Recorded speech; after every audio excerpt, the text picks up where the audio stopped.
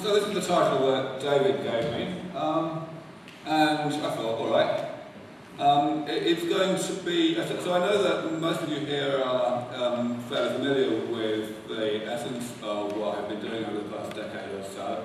So I'm going to try and spend at least more than half my time talking about not so introductory stuff and exploring ideas that I haven't tended to explore in talks in the past. Also, of course, I'm aware that there are some people here who are new to what I do, so I've decided to spend the first 10 minutes or so giving a sort of cut-down version of the sort of talk that I normally give. I apologise in advance, by the way, if I'm a bit distracted today, and also if I haven't been away all morning. My mother is suffering rather severely from the effects of ageing at the moment, and it's a little bit distracting. But anyway, I'll start here. What is ageing? I always like to point out that when we are proposing to tackle a really hard technological problem, the first thing, the most important thing to do is, at the beginning, is to define the problem, describe the problem appropriately. There are loads and loads of definitions of ageing, and most of them are absolutely useless for orienting our thinking when it comes to actually figuring out ways that we might intervene. But this definition is really good for that. It's really helpful. What I'm saying here is, first of all, ageing is a side effect of being alive in the first place.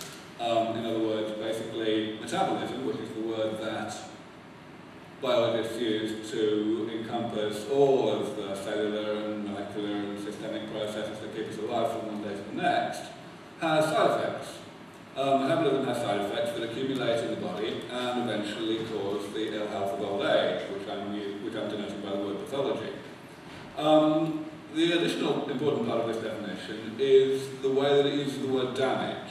So in this particular case, I'm using the word damage very precisely to mean simply the set of those side effects that accumulate, those side effects of metabolism that are created throughout life, even starting before we're born, and that gradually accumulate and eventually contribute to pathology of old age.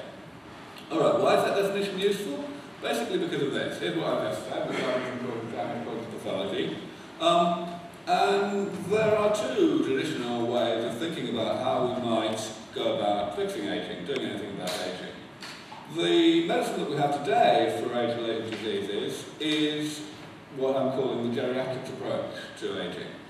And that basically means treating people who are already exhibiting the pathologies of old age and trying to slow down the progression of those pathologies, which of course in principle could be a good thing. It could postpone the age at which those pathologies reach a serious or life-threatening point. A number of people for a while have been thinking that maybe prevention is better than cure, and we might have more luck if we try to intervene earlier on in the chain of events and in some way clean up metabolism so that it doesn't create these various types of damage so rapidly as it naturally would. And that, of course, would have the same effect. It would postpone the age at which the damage reaches this pathogenic level. And that's what I'm calling the gerontology approach. We haven't made it work yet, but lots of people think they might. However, neither of these approaches seems very promising to me. The geriatrics approach is problematic, basically because ageing is so horrible and chaotic and complicated. And all of these things and many more happen all at the same time, more or less. They interact, they exacerbate each other. It's all really rather daunting. And the fact is that it is probably not going to be possible. In fact, I would say it's definitely not going to be possible to make the geriatrics approach actually postpone the ill health of old age very much, simply because we are intervening very late in the chain of events. We are intervening to try to address the consequences of the accumulating damage. So, even intrinsically, by definition, the geriatrician's job is getting harder and harder as the patient gets chronologically older. It's really, it's a losing battle. It's a downward spiral. Unfortunately, the gerontology approach doesn't look too promising either, because our metabolism is so viciously complicated. And in particular, it's not just that it's viciously complicated as depicted here, but actually also that the amount that we don't know about ageing is even more than the amount, about metabolism is even bigger than the amount that we do know. And the fact that we are so fundamentally ignorant still about how biology works is really the biggest barrier to making what I've called the gerontology approach actually achieve a significant postponement of age-related ill health. So I've been pursuing for a long time now the idea that maybe a third approach, a completely distinct approach to postponing aging, might have more promise. I like to call it the maintenance approach. It simply says, rather than trying to slow down this process whereby metabolism causes damage, or slow down this process whereby damage causes pathology, we should instead try to uncouple those two processes from each other by periodically going in and repairing with various types of damage, these intermediates that are initially harmless, initially inert, but eventually cause the pathologies of old age.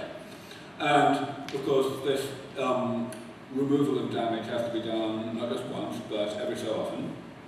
And it has to be done reasonably comprehensively in order to achieve the objective, which is to to stop the level of damage getting to a level of abundance that is actually life-threatening. So that's, maybe a tall order, but if you think about it, it's probably less of a tall order than either of the other two approaches. Because, first of all, the maintenance approach is preemptive enough not to have the problem of this downward spiral of the geriatrics approach, of targeting something whose causes are continuing to accumulate. And secondly, it avoids the problem of the gerontology approach, because here we're not proposing to actually manipulate metabolism. We're proposing to let metabolism create these various types of damage at the rate that it naturally does so. So we're effectively sidestepping all of our ignorance about metabolism and simply going in and fixing these various types of side effects of metabolism after they're created. And so if we get into the details of this and we ask, well, okay, that sounds promising, does it actually look as though it's going to work in practice? Then, yes, it's looking quite nice. For some years now, I've been proposing that it's possible to classify all of the various types of biological phenomena that qualify as damage by the definition I'm using, these intermediates between metabolism and pathology. It's possible to classify all of them into these 7 major categories. Things like the accumulation of molecular byproducts inside the cell, byproducts of normal metabolism that the cell, for whatever reason, does not have the machinery either to break down or to excrete. Similarly, junk outside cells, such as amyloid in Alzheimer's disease, too few cells, simply meaning cell types that die at a respectable rate and are not automatically replaced by the division and differentiation of other cells, and so on and so forth. And we're pretty confident now that this really is an exhaustive classification, not least because no one's added to it for more than a quarter of a century. All of these things were being discussed very heavily and researched by gerontologists since, well before I was involved in the field. And so you really think that we would have extended this list if it needed extending. But of course the really good news is that, at least according to me, we may actually be able to do something about these various types of damage in the foreseeable future. I think that it's going to be a long time before we can actually fix all of these types of damage completely, and I'll be going on to that in a moment. But the amount that we would need to fix these types of damage sufficient to give middle-aged people an additional 30 or so years of extra life, extra healthy life of course, is probably feasible within the next 25 or so years. That's my view. Some of these things are probably going to be pretty comprehensively done a lot sooner than that. So if we think about cell loss, as we all know, stem cell therapy is basically designed to repair exactly that sort of damage. Most stem cell therapy is developed for the treatment of acute damage, such as spinal cord injury, for example, but it can certainly be applied with equal validity to damage of aging. And indeed, there are examples of clinical trials now on, for example, Parkinson's disease, which is very much a disease of aging that is caused by the loss of cells in a particular part of the brain. And I confidently expect continued and indeed accelerating progress in stem cell therapy for aspects of aging. It turns out that eliminating the amyloid in Alzheimer's brains can be done by vaccinating against it, essentially, by getting the immune cells of the brain to engulf this amyloid and get it inside the cell where it gets broken down more easily. And that's in phase 3 clinical trials, which is, of course, the final phase before regulatory approval. So that's all pretty good news. The other ones down the list are a good deal harder, and they are the ones on which my foundation, the Sense Foundation, based in California, is predominantly focused. We are a pretty small organisation. We want to have the best bang for the buck, so to speak, to make the most difference that we can with our limited resources, and that means that we tend to work on things that are popularly considered too ambitious to be feasible or to be priorities, and that certainly includes most of the things lower down on the right-hand column.